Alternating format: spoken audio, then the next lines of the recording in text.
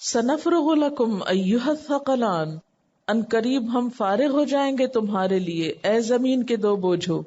ثقلان دو وزندار چیزیں، قابل قدر چیزیں، بھاری چیزیں، مراد ہیں جن و انس. ثقل کہتے ہیں نا گراں بار چیز کو، بوجھل اور وزنی چیز کو. اہم چیز کے لیے بھی استعمال ہوتا ہے اور بوجھ بننے کے معنوں میں بھی استعمال ہوتا ہے. یعنی وزن کا لفظ جو ہے یہ دونوں معنوں میں استعمال ہوتا ہے. مثلاً آپ کہیں کہ فلاں شخص کی بات میں بہت وزن ہے، یہ ایک پازیٹیو سائن ہے. لیکن اگر آپ کہیں فلاں شخص تو زمین کا بوجھ ہے، یہ ایک نیگیٹو صفت ہے کہ کسی شخص کا اپنے کام کو درست طور پر نہ کرنا اور زمین کا بوجھ بن جانا. تو مراد اس سے دونوں یعنی جن و انس کی اہمیت بھی ہے، اس کا ذکر بھی ملتا ہے اس میں، اور اس کے ساتھ ساتھ ان کی نافرمانی کی وجہ سے ان کا بوجھ ہونا بھی مراد ہے. اب دیکھیں نا کوئی انسان کسی پر کب بوجھ بنتا ہے؟ جب وہ اپنی ذمہ داریاں پوری نہ کرے. انسان کو اللہ نے اپنی عبادت کے لیے پیدا کیا ہے. وہ زمین پہ کب بوجھ بنتا ہے؟ جب وہ اپنے مقصد زندگی کو پورا نہیں کرتا. پھر وہ زمین پر فساد اور بگاڑ کرتا ہے اور زمین کے نظام عدل کو ڈسٹرب کرتا ہے. جیسا کہ اب ہم دیکھتے ہیں کہ جو قدرت کا نظام ہے یا بیلنس قائم کیا ہوا ہے اس میں کس قدر خلل ہو چکا ہے. آئے روز طرح طرح کے سلوگنز بنتے ہیں، اب ٹرٹلز کو بچاؤ، اب فلاں کو بچاؤ، اب یہ سپیشیز ختم ہونے والی، آئندہ 50 سال میں یہ جانور نظر نہیں آئے گا. یہ سب کچھ دراصل کیا ہے؟ انسان ہی کے فساد کا نتیجہ کہ جس نے اس سائیکل میں رخنے ڈال دی اور اس نظام عدل کو خراب کیا ہے. اور اس طرح انسان زمین پر ایک بوجھ بنتا چلا جا رہا ہے، اور بالآخر اللہ تعالیٰ اس بوجھ کو ختم کر دے گا اور ان کا حساب لے گا. یہاں فرمائے ہم ان قریب فارغ ہوتے ہیں. اس کا یہ مطلب نہیں کہ اللہ تعالیٰ ایسے مصروف ہیں کہ وہ ابھی ہماری طرف توجہ نہیں کر سکتے تو اس لیے ہمارا حساب ڈیلے ہو رہا ہے تو ہم یہاں زندہ ہیں. نہیں، مراد اس سے یہ ہے کہ ابھی تمہاری باری نہیں آئی، ٹھہر جاؤ. اللہ تعالیٰ ابھی تخلیق کر رہے ہیں، نئی شان اور آن میں ہے، نئی نئی چیزیں پیدا کر رہے ہیں. پھر ایک وقت آئے گا کہ تمہارے حساب کتاب کا وقت ہو جائے گا اور پھر وہ عمل بھی اپنے وقت پہ شروع ہو جائے گا. تو یہ محاورے میں بولا گیا ہے. دراصل اس سے یہ محسوس ہوتا ہے کہ جیسے اللہ تعالیٰ حساب کے جلد آنے کی طرف متوجہ کر رہے ہیں کہ تم سمجھتے ہو کہ حساب ہونا نہیں، وہ دن آنا نہیں، وہ بہت جلد آ رہا ہے اور عنقریب ہم پوری توجہ کے ساتھ تمہارا حساب کتاب لیں گے. جب ہم کہتے ہیں نا کہ فلاں کام فارغ ہو کے کریں گے، فارغ وقت میں کریں گے، تو اس کا کیا مطلب ہوتا ہے کہ پھر اسی میں ہی پوری توجہ ہوگی. جب حساب ہوگا تو بھرپور طریقے سے ہوگا، پورا پورا ہوگا. فَبِأَيِّ آلَاءِ رَبِّكُمَا تُكَذِّبَانِ، تم اپنے رب کی کن کن نعمتوں کو، کن کن احسانات کو جھٹلاؤ گے. یا معشر الجن والانس، اے جن و انس کے گروہ، ان استطعتم، اگر تم استطاعت رکھتے ہو، ان تنفذوا من اقطار السماوات والارض، کہ تم پار ہو جاؤ آسمان و زمین کے کناروں سے. تنفذو کا لفظ جو ہے یہ نفذ سے ہے. نفوذ کا معنی ہوتا ہے چیرنا، نکل جانا، آر پار ہو جانا. یعنی جیسے لوہے کی سلاخ کے ایک سرے کو آگ پہ گرم کیا جائے تو تھوڑی دیر بعد وہ گرمی یا گرمائش دوسرے سرے تک بھی آ جاتی ہے، یعنی اس میں نافذ ہو جاتی ہے، اس میں پار ہو جاتی ہے. اسی طرح کسی قانون کا نافذ ہونا، کسی چیز کا نفوذ ہونا یعنی اس کا اثر ہونا. تو نفذہ کا معنی کیا ہوتا ہے؟ آر پار ہونا. تو اے جن و انس، اگر تم سمجھتے ہو کہ تم زمین و آسمان کے کناروں سے کہیں دوسرے پار نکل جاؤ گے، بھاگ نکلو گے، تو یہ ممکن نہیں. فانفذو، بھاگ دیکھو، پار ہونے کی کوشش کرو. لا تنفذون، نہیں تم پار ہو سکتے، الا بسلطان، مگر ایک زور کے ساتھ. یعنی تم بھاگ کر تو کہیں نہیں جا سکتے. اللہ سے بھاگنے کی طاقت کسی میں نہیں، بھاگ کے کوئی جائے گا بھی کہاں. جہاں بھی جاؤ گے وہیں اللہ تعالیٰ کی ذات موجود ہے اور اس کے فرشتے بھی ہر طرف سے لوگوں کو گھیرے ہوئے ہیں، کہیں نہیں نکلنے دیتے. اور اگر یہاں مراد آسمان کے کنارے یا وہ اسفیئرز لیے جائیں تو مراد یہ ہے کہ ان سے نکلنے کے لیے بھی تمہیں بہت قوت چاہیے. تو یہاں پر صرف یہ نہیں کہا گیا کہ تم کر ہی نہیں سکتے، اس کی بجائے یہ کہا گیا ہے کہ ایسا کرنے کے لیے تمہیں زیادہ بڑی قوت چاہیے. اور یہ بات ثابت شدہ ہے کہ انسان جب چاند کی طرف گیا تو زمین کا جو اسفیئر ہے یعنی اس کا جو غلاف ہے اس سے باہر نکلنے کے لیے شدید قسم کی طاقت درکار تھی. یعنی زمین سے نکل کر آسمانوں کی طرف جانے کے لیے تمہیں بڑا زور چاہیے. اور وہ بھی آپ دیکھیے کہ انسان زیادہ سے زیادہ ایک سیارے تک پہنچا نا، ایک سے دوسرے تک، اور وہاں بھی اللہ تعالیٰ ہی کا قانون ہے، وہاں اسی کی قدرت ہے، وہاں اسی کا قانون نافذ ہے. اس لیے تم بھاگ کر جاؤ گے بھی تو کہاں؟ یعنی کوئی زمین سے اٹھ کے کسی اور پلانٹ پہ بھی جا بیٹھے تو بھی اللہ کی قدرت میں ہے، تکبر کی تو ضرورت ہی نہیں ہے. دنیا سے جنت تک پہنچنے کے لیے بہت مشقت کی ضرورت ہے، بہت محنت کا کام کرنے کی ضرورت ہے، آسان راستہ نہیں ہے. زمین کی کشش جو ہے وہ کھینچتی ہے، چیزوں کو اوپر نہیں جانے دیتی، اس کشش سے باہر آنے کے لیے بڑا زور چاہیے. یعنی انڈائریکٹلی تو بہت سے میننگ اس میں سے نکلتے ہیں، لیکن اصل مقصد اس کا وہی ہے کہ انسان اللہ کی نافرمانی کر کے بھاگنے کی نہ سوچے، بھاگ نہیں سکتا. فَبِأَيِّ آلَاءِ رَبِّكُمَا تُكَذِّبَانِ، تو تم اپنے رب کی کون کون سی نعمتوں کو جھٹلاؤ گے. يُرْسَلُ عَلَيْكُمَا شُوَاظٌ، یعنی بھاگنے کی کوشش کرو گے تو تم پہ آگ کا شعلہ چھوڑ دیا جائے گا. یرسل چھوڑ دیا جائے گا. شواظ من نار، سارے کا معنی کیا ہوگا؟ آگ کی لپٹ یا شعلہ. ونحاس، اور دھواں. فلا تنتصران، جس کا تم مقابلہ نہ کر سکو گے، مدد نہ دیے جاؤ گے. شواظ کہتے ہیں شعلے کو جس میں دھواں نہ ہو، یعنی خالص آگ کا شعلہ جس میں دھوئیں کی آمیزش نہ ہو. جب آمیزش ہو جائے تو اس کو نحاس کہتے ہیں. یعنی خالص آگ بھی تم پہ بھیجی جائے گی اور دھوئیں والی آگ بھی. اچھا، اسی طرح نحاس تانبے کو بھی کہتے ہیں، پگھلا ہوا تانبا.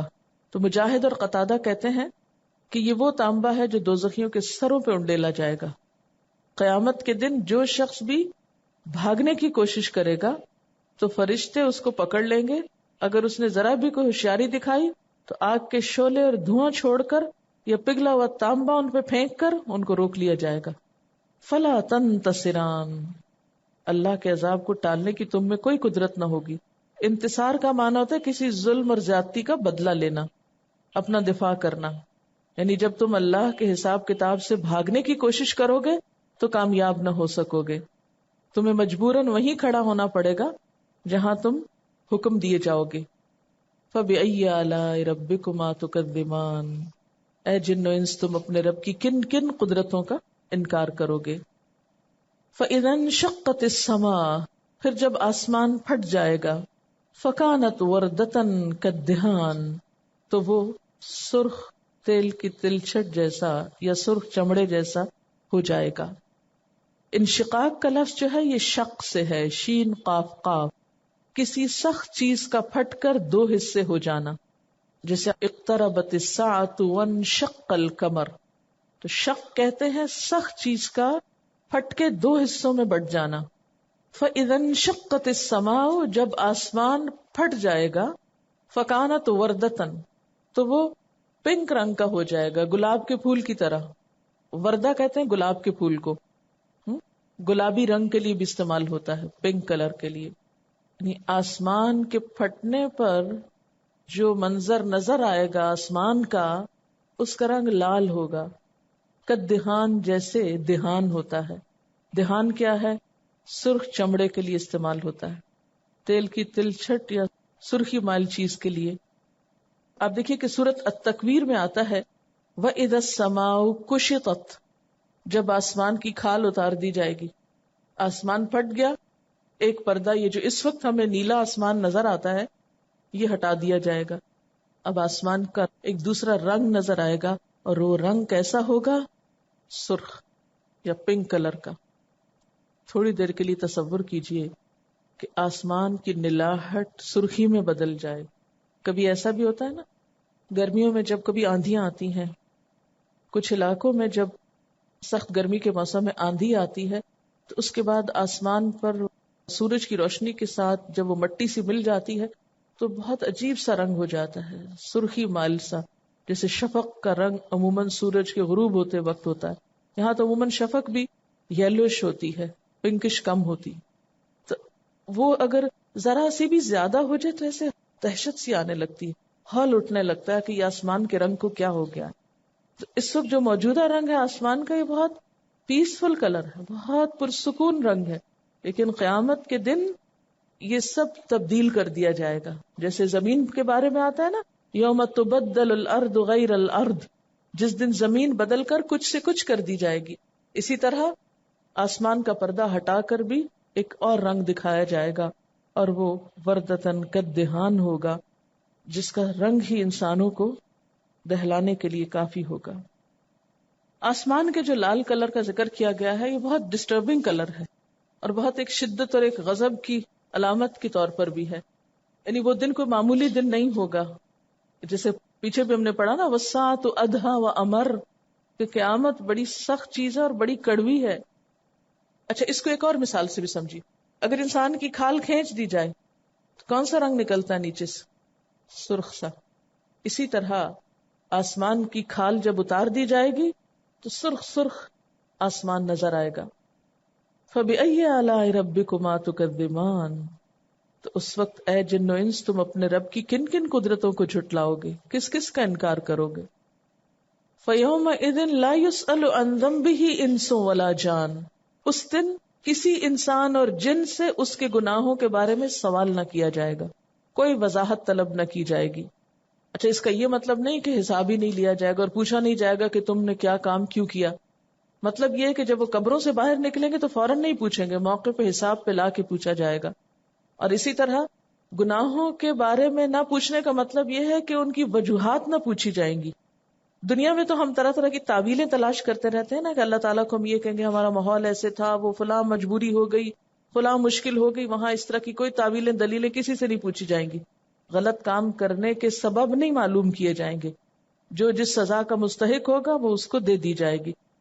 اور ویسے بھی خود اگر انسان بولنا چاہے گا تو منہ بند کر دیا جائے گا، اس کے جسم کے اعضاء بولیں گے. یعنی انسان سے نہیں پوچھا جائے گا، مراد اس کے زبان سے نہیں باتیں معلوم کی جائیں گی. ویسے ہی بہت سی گواہیاں موجود ہوں گی، لیکن حساب کتاب تو ہوگا. اور پھر یہ کہ انسان ویسے بھی اپنے گناہوں سے منہ موڑنا چاہیں گے اور اپنے الزامات دوسروں کو دینا چاہیں گے اور اپنے لیڈرز کو اور بڑوں کو بلیم کریں گے اور جھگڑیں گے، جن جھگڑوں کا ذکر قرآن پاک میں تفصیل کے ساتھ گزر چکا ہے. فرمایا نہ تو وہ لا تختصموا لدی، میرے حضور جھگڑے نہ کرو، یا ما یبدل القول لدی، میرے حضور بات بدلی نہیں جاتی. یہ سب تعویلات کے انبار جو ہم نے دنیا میں تراش رکھے ہیں اپنے غلط کاموں کے لیے، قیامت کے دن کچھ بھی کام نہ آئیں گے. فَبِأَيِّ آلَاءِ رَبِّكُمَا تُكَذِّبَانِ يُعْرَفُ الْمُجْرِمُونَ بِسِیمَاهُمْ، پہچانے جائیں گے مجرم اپنے چہروں سے، اپنے نشانات سے. سیما کا معنی ہوتا ہے نشانی اور علامت. اہل ایمان کی علامتیں کیا ہوں گی؟ ان کے وضو کے اعضاء چمک رہے ہوں گے، اور گناہگاروں کے چہرے سیاہ ہوں گے، دہشت زدہ ہوں گے، آنکھیں خوف زدہ ہوں گی، چہرے اترے ہوئے ہوں گے، آوازیں دبی ہوئی ہوں گی، پسینے چھوٹے ہوئے ہوں گے. تو ہر شخص اپنے عمل کے مطابق اپنا چہرہ لیے ہوئے آئے گا. یعرف المجرمون بسیماہم، مجرم اپنے چہروں سے ہی پہچان لیے جائیں گے.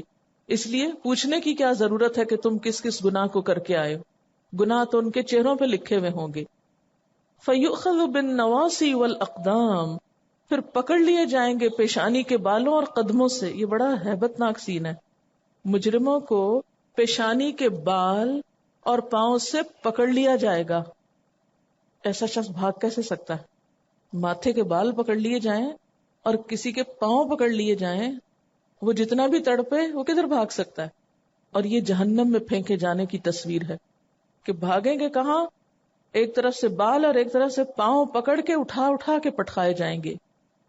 تندور جلاتے ہوئے دیکھا ہے کبھی کسی کو، جو اس میں لکڑیاں پھینکی جا رہی ہوتی ہیں؟ کبھی وہ سین دیکھا ہے؟ تندور جب تپایا جاتا ہے روٹی پکانے کے لیے گاؤں دیہات وغیرہ میں، تو عموماً پہلے جب تھوڑی آگ جلائی جاتی نہیں، یہ نہیں ہوتا کہ سارا ایندھن کٹھا ڈال دیا جائے. پہلے تھوڑی سی آگ جلاتے ہیں، پھر لکڑی پھینکتے ہیں، پھر پھینکتے ہیں، پھر پھینکتے ہیں، پھر پھینکتے ہیں. تو بالکل اسی طرح قیامت کے دن جہنم تنور کی طرح ہوگا کہ جس میں انسانوں کو پٹھا پٹھا کے پھینکا جائے گا. یعنی کتنی ذلت ہے اس پھینکنے میں. فَبِأَيِّ آلَاءِ رَبِّكُمَا تُكَذِّبَانِ، اس وقت تم اپنے رب کی کن کن قدرتوں کو جھٹلاؤ گے. اس وقت کیسے کہو گے کہ یا اللہ میں نے تو کوئی غلط کام کیا ہی نہیں تھا، یہ تو ایسے ہی مجھے پکڑ کے پھینک رہے ہیں. هَذِهِ جَهَنَّمُ الَّتِي يُكَذِّبُ بِهَا الْمُجْرِمُونَ، یہ ہے وہ جہنم جسے مجرم لوگ جھٹلاتے رہے ہیں. یطوفون بینہا و بین حمیم آنن. حمیم آنن صفت موصوف ہے. حمیم کہتے ہیں کھولتے پانی کو، آنن شدید گرم، جس کی حرارت انتہا کے درجے تک پہنچ گئی ہو. تو مجرم لوگ چکر کھائیں گے، یطوفون چکر کھائیں گے، بینہا ہا کی ضمیر جہنم کی طرف جا رہی، جہنم اور کھولتے پانی کے بیچ میں. پیچھے یہ مضمون گزر چکا ہے جس میں بتایا گیا تھا کہ شدت حرارت کی وجہ سے اہل جہنم کو بہت پیاس لگے گی. جب سخت پیاس سے ہوں گے تو ان کو گرم ابلتے پانی کے چشموں کی طرف لے جایا جائے گا. وہ تھور کے درخت سے کھا کے، زقوم کھا کے سخت پیاس سے ہوں گے، ابلتا پانی پی کے پھر چین وہاں بھی نہ آئے گا تو دوبارہ آگ میں پھینک دیے جائیں گے، وہاں پھر اور گرمی لگے گی، پھر پانی پہ آئیں گے اور پھر یہی چکر چلتا رہے گا. یطوفون بینہا و بین حمیم آنن. اور اس گرم پانی وغیرہ کے بارے میں پیچھے سورۃ الدخان کے آخر میں گزر چکا ہے کہ اس سے ان کی پیٹ کی انتڑیاں گل کے باہر نکل آئیں گی، اتنا سخت گرم پانی ہوگا. فَبِأَيِّ آلَاءِ رَبِّكُمَا تُكَذِّبَانِ. تم اپنے رب کی کن کن نعمتوں کو جھٹلاؤ گے. اب بات یہ ہے کہ جہنم کا ذکر ہے اور اس کے بعد رب کی نعمتیں. جہنم تو نعمت نہیں، جہنم نعمت نہیں ہے، لیکن جہنم کا تعارف کرانا ایک نعمت ہے. یہ اللہ تعالیٰ کی مہربانی ہے، اس کی رحمت ہے کہ اس نے اس قید خانے کی ڈسکرپشن بھی بہت زبردست طریقے سے بیان کر دی تاکہ لوگ اس سے بچنے کی فکر کریں. فَبِأَيِّ آلَاءِ رَبِّكُمَا تُكَذِّبَانِ. اور جہاں اللہ تعالیٰ نے جہنم بنائی ہے وہاں اس کی جنت بھی ہے. اور وہ جنت کس کے لیے ہے؟ وَلِمَنْ خَافَ مَقَامَ رَبِّهِ جَنَّتَانِ. اور اس شخص کے لیے جو اپنے رب کے سامنے کھڑے ہونے سے ڈرے، دو باغ ہیں. اب یہاں آپ دیکھیے پھر دو چیزوں کا ذکر ہے، دو باغوں کا. جیسے حدیث میں آتا ہے 2 باغ چاندی کے ہیں جن میں برتن اور جو کچھ ان میں ہے سب چاندی کا ہوگا. 2 باغ سونے کے ہیں، ان کے برتن اور جو کچھ اس میں ہے سب سونے کا ہوگا. اور بعض جگہوں پر سونے کے باغ اللہ کے خاص بندوں کے لیے ہیں، اس کا ذکر کیا گیا ہے، یعنی مقربین کے لیے، سابقون الاولون کے لیے. اور دوسرے 2 باغ عام اصحاب الیمین کے لیے. اور سارے باغات کا مجموعہ جو ہے وہ جنات ہے اور اس کا مخصوص مقام بہشت ہے. وَلِمَنْ خَافَ مَقَامَ رَبِّهِ جَنَّتَانِ. اور جو شخص اپنے رب کے سامنے کھڑا ہونے سے ڈرے کہ میں حساب نہیں دے سکتا، اور اس ڈر سے پھر گناہ چھوڑ دے کہ میں کس طرح منہ دکھاؤں گا، کس طرح فیس کروں گا اپنے رب کو، اس کے لیے ہے یہ باغ. فَبِأَيِّ آلَاءِ رَبِّكُمَا تُكَذِّبَانِ. تم اپنے رب کے کن کن انعامات کو جھٹلاؤ گے. ذواتا افنان. افنان کہتے ہیں شاخوں کو، رنگا رنگ شاخیں. فنن ان کی جمع ہے. نرم و نازک ڈالی کے لیے بھی استعمال ہوتا ہے، لمبی ٹہنی کے لیے بھی. یعنی ان 2 باغوں میں جتنے درخت ہوں گے ان سب کی لمبی لمبی ٹہنیاں ہوں گی، اور پھر ان بڑی ٹہنیوں سے چھوٹی ٹہنیاں نکلیں گی. تو 2 بڑی ٹہنیوں کی طرف اشارہ ہے. ذواتا 2، یعنی والی، ذواتا زو سے ہے، افنان 2 ٹہنیاں، یا افنان فنن کی جمع ہے تو ٹہنیوں والی. یعنی دونوں باغوں میں ایسے درخت ہوں گے جن میں بہت سی ٹہنیاں ہوں گی، اور کسی درخت کی خوبصورتی اس کی ٹہنیوں پر مشتمل ہوتی ہے. ٹہنیوں کے بغیر درخت تو بیکار ہوتا ہے، کیونکہ ٹہنیاں ہوں گی تو پتے بھی ہوں گے، پھول بھی ہوں گے، پھل بھی ہوں گے، گھنا سایہ بھی ہوگا. اور اگر ٹہنیاں نہیں ہوں گی تو پھر وہ خوبصورتی نہیں ہوگی درختوں کی. فَبِأَيِّ آلَاءِ رَبِّكُمَا تُكَذِّبَانِ. تم اپنے رب کی کن کن نعمتوں کو جھٹلاؤ گے. فِيهِمَا عَيْنَانِ تَجْرِيَانِ. ان میں 2 چشمے ہیں بہتے ہوئے، ایک کا نام تسنیم اور دوسرے کا نام سلسبیل. دونوں چشمے ہمیشہ جاری رہیں گے، کبھی نہ سوکھیں گے. فَبِأَيِّ آلَاءِ رَبِّكُمَا تُكَذِّبَانِ. اپنے رب کی کن کن نعمتوں کو تم جھٹلاؤ گے. فِيهِمَا مِن كُلِّ فَاكِهَةٍ زَوْجَانِ. ان دونوں باغوں میں ہر پھل کی 2 قسمیں ہوں گی. پھر 2 کا ذکر آیا ہے. اور یہ 2 طرح کے پھل ہو سکتا ہے، ایک خشک اور ایک تر، یعنی ڈرائی فروٹ اور فریش فروٹ، یا پھر ذائقے اور لذت کے اعتبار سے ہر پھل 2 طرح کا ہوگا. اور یہ بھی ہو سکتا ہے کہ دونوں باغوں میں ایک ہی طرح کے پھل نہیں ہوں گے، ایک باغ میں ایک طرح کے پھل اور دوسرے میں دوسری قسم کے پھل، اور باغ کے پھلوں کا رنگ، ذائقہ اور خوشبو دوسرے سے بالکل جدا ہوگا۔ اور یہ بھی ہو سکتا ہے کہ کچھ پھل تو وہ اتو بھی متشابہ، اور کچھ پھل بالکل نئی ورائٹی اور قسم کے۔ من کل فاکہۃ، ہر قسم کے پھلوں میں سے زوجان، دو قسم ہوں گے۔ فبأی آلاء ربکما تکذبان، تم اپنے رب کے کن کن انعامات کو جھٹلاؤ گے۔ متکئین علی فرش، تکیہ لگائے ہوئے ہوں گے فرش پر، یعنی فرشوں پر، کارپٹس پر، اور وہ کارپٹس یا بیٹھنے کی نشست گاہیں کیسی؟ بطائنہا، جن کے اندر کا کپڑا، استر، من استبرق، موٹے تافتے کا ہوگا۔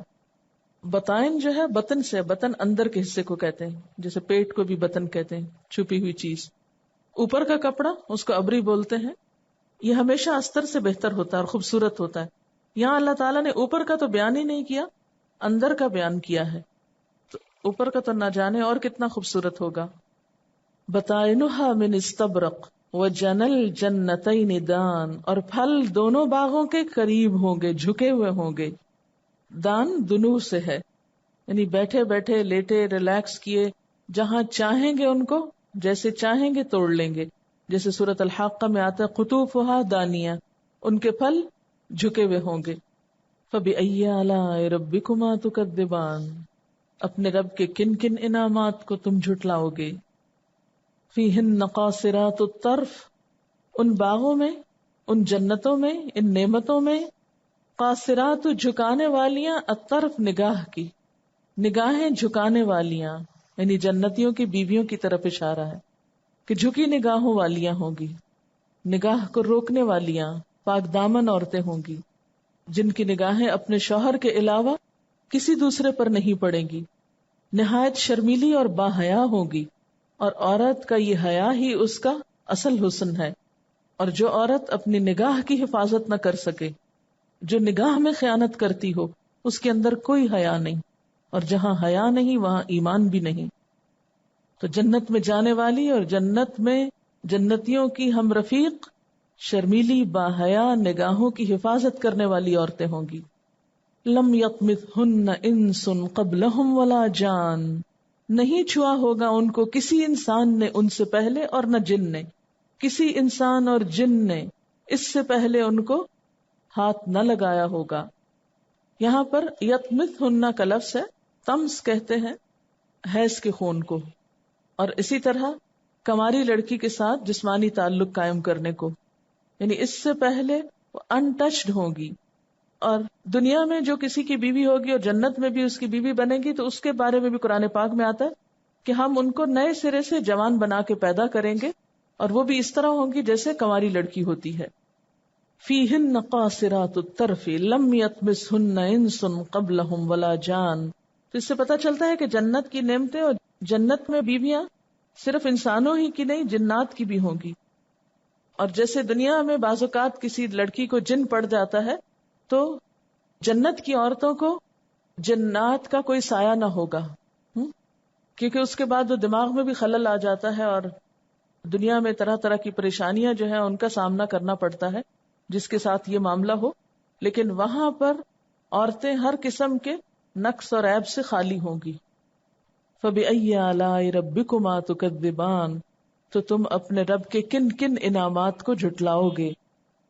كَأَنَّهُنَّ الْيَاقُوتُ وَالْمَرْجَانُ، وہ عورتیں ایسی ہوں گی جیسے یاقوت یعنی ہیرا، والمرجان اور موتی یا مونگے، یعنی انتہائی قیمتی چیز۔ یاقوت اور مرجان خوبصورتی اور نفاست کے علاوہ قیمتی ہونے اور چھپا کے رکھے جانے کی طرف بھی اس میں اشارہ ہے۔ جیسے ہیرے موتی کو انسان راستے میں نہیں پھینک دیتا، سب کے لیے وہ ایکسپوزڈ نہیں ہوتا، بلکہ اس کی حفاظت کی جاتی ہے۔ یعنی وہ اتنی صاف اور اتنی باحیا اور اتنی خوبصورت ہوں گی کہ جس طرح ہیرے موتی اتنی محفوظ۔ حدیث میں آتا ہے کہ ان کے حسن و جمال کی وجہ سے ان کی پنڈلی کا گودا گوشت اور ہڈی سے باہر نظر آئے گا، یعنی ان کا رنگ اتنا سفید ہوگا اور بہت ہی نرم و نازک ہوگی۔ حدیث میں آتا ہے جنتیوں کی بیویاں اتنی حسین اور جمیل ہوں گی کہ اگر ان میں سے ایک عورت اہل زمین کی طرف جھانک لے تو آسمان اور زمین کے درمیان کا سارا حصہ چمک اٹھے اور خوشبو سے بھر جائے، اور اس کے سر کا دوپٹہ اتنا قیمتی ہوگا کہ وہ دنیا و مافیہا سے بہتر ہے۔ دنیا میں بھی آپ نے دیکھا ہوگا عروسی جوڑوں میں دوپٹوں کی یا اوپر کی جوڑنی ہے، اس پہ زیادہ پیسے خرچ ہوتے ہیں، اس پہ زیادہ توجہ دی جاتی۔ تو اہل جنت کی خواتین جو ہیں ان کے دوپٹے کی بھی شان بیان ہوئی ہے۔ ہم دوپٹے سے بے نیاز ہونا چاہیں تو وہ ایک اور چیز ہے۔ فَبِأَيِّ آلَاءِ رَبِّكُمَا تُكَذِّبَانِ، تم اپنے رب کی کن کن انعامات کو جھٹلاؤ گے۔ هَلْ جَزَاءُ الْإِحْسَانِ إِلَّا الْإِحْسَانُ، کیا احسان کا بدلہ احسان کے سوا کچھ اور ہو سکتا ہے؟ یہاں پہلے احسان سے مراد نیکی اور اطاعت ہے، اور دوسرے احسان سے مراد نیکی کا صلہ یعنی جنت اور اس کی نعمتیں ہیں۔ هَلْ جَزَاءُ الْإِحْسَانِ إِلَّا الْإِحْسَانُ، کیا احسان کا بدلہ احسان کے سوا کچھ اور ہو سکتا ہے؟ یعنی اہل جنت کو جو نعمتیں ملیں گی یہ اللہ تعالیٰ کا احسان ہوگا، ان کے لیے انعام ہوگا۔ کیوں؟ اس لیے کہ دنیا میں وہ محسنین کی طرح زندگی بسر کرتے تھے، دنیا میں وہ محسن تھے، قیامت کے دن اللہ تعالیٰ ان پر احسان فرمائیں گے۔ فَبِأَيِّ آلَاءِ رَبِّكُمَا تُكَذِّبَانِ، تم اپنے رب کی کن کن نعمتوں کو جھٹلاؤ گے۔ وَمِن دُونِهِمَا جَنَّتَانِ، اور ان دو باغوں کے علاوہ دو باغ اور بھی ہوں گے۔ جنتان، دونا کا مطلب ہوتا ہے اونچی چیز کے مقابلے میں نیچا ہونا، یا فضل اور شرف کی چیز کے مقابلے میں کمتر ہونا، یا علاوہ اور ما سوا کے معنوں میں بھی آتا ہے۔ یعنی ان دو باغوں کے علاوہ جن کا ذکر پہلے ہو چکا ہے، دو اور باغ ہوں گے جو یا تو پہلے سے کم ہوں گے یا ان کے علاوہ ہوں گے۔ جیسے کہ پہلے بھی ذکر کیا کہ دو باغ جو اعلیٰ قسم کے ہوں گے مقربین کے، اور جو دو دوسرے ہیں وہ اصحاب الیمین کے، جیسے انشاءاللہ آگے سورۃ الواقعہ میں بھی آئے گا۔ اور ان باغوں کی شان کیا ہے؟ مدھامتان، بہت گھنے، سرسبز اور شاداب۔ مدھامتان، ادھیمام کہتے ہیں سخت سیاہ سبز رنگ، ڈارک گرین، جتنا گہرا ہو اتنا ہی سیاہی کی طرف مائل ہوتا ہے۔ اور دہم کا معنی کسی چیز کا تاریکی میں ڈھک جانا، یعنی ان دونوں باغوں کے درختوں کے پتے اتنے گہرے سبز ہوں گے جیسے سیاہ ہو رہے ہوں۔ آپ امیجن کر سکتے ہیں ڈارک گرین کلر کو کتنا اپنی طرف کھینچنے والا رنگ ہوتا ہے۔ فَبِأَيِّ آلَاءِ رَبِّكُمَا تُكَذِّبَانِ، تم اپنے رب کے کن کن انعامات کو جھٹلاؤ گے۔ فِيهِمَا عَيْنَانِ نَضَّاخَتَانِ، ان دونوں باغوں میں دو چشمے ہیں جوش مارنے والے۔ پیچھے آیا نا چشمے بہنے والے، تجریان، اور یہاں ہے نضاختان۔ نضاختن اس کی واحد ہے ابلتے ہوئے، جوش زن، جن کا پانی کبھی بند نہ ہو۔ ابن عباس کہتے ہیں اس سے مراد ہے اہل جنت پہ خیر و برکت برسانے والے۔ ابن مسعود کہتے ہیں اولیاء اللہ پر کافور کا ابلتا ہوا چھڑکاؤ کرنے والے۔ حضرت انس کہتے ہیں مشک اور عنبر کا ابلتا ہوا چھڑکاؤ کرنے والے جیسے بارش کا چھینٹا، یعنی ان چشموں کی جو پھوار ہے اس میں ایسی خوشبو ہوگی جو ساری جنت کو معطر کر دے گی۔ کبھی آپ نے ایسا فاؤنٹن دیکھا ہے جس کا پانی جو ہے بہنے کی بجائے اوپر کو اچھل رہا ہو؟ اس کی خوبصورتی اور حسن ہی کچھ اور ہوتا ہے۔ تو یہاں نداخہ جو ہے یہ اوپر کو جانے والے، جوش مارنے والے، یعنی چشمے کا زور سے پھوٹنا۔ فَبِأَيِّ آلَاءِ رَبِّكُمَا تُكَذِّبَانِ، ایسا سین کبھی انسان کو نظر آئے تو انسان دیکھتا ہی چلا جاتا ہے، دیکھ دیکھ کر اس کو بور نہیں ہوتا، یعنی وہ اپنی طرف انسان کو کھینچ لیتا ہے، محو کر لیتا ہے، کیونکہ بہت پریشر کے ساتھ پانی اوپر کو جاتا ہے نا، جیسے آبشار گر رہی ہوتی ہے نا، وہ تو اوپر سے نیچے آ رہی ہوتی ہے لیکن یہ نیچے سے اوپر جائے گا۔ اس کو وہی امیجن کر سکتا ہے جس نے کبھی ایسی چیز دیکھی ہو۔ ایک تو یہ جو ہمارے چوراہوں پہ چھوٹی چھوٹی ٹوٹیاں لگی ہوئی ہوتی ہیں، یہ نہیں، ان سے نہیں تشبیہ دیں۔ فَبِأَيِّ آلَاءِ رَبِّكُمَا تُكَذِّبَانِ، اپنے رب کے کن کن انعامات کو تم جھٹلاؤ گے۔ فِيهَا فَاكِهَةٌ وَنَخْلٌ وَرُمَّانٌ، ان میں بکثرت پھل اور کھجوریں اور انار ہوں گے۔ یہاں پھر آپ دیکھیے کہ فاکہہ کے بعد نخل کا ذکر الگ ہے اور رمان، انار۔ فَبِأَيِّ آلَاءِ رَبِّكُمَا تُكَذِّبَانِ، تم اپنے رب کی کن کن نعمتوں کو جھٹلاؤ گے۔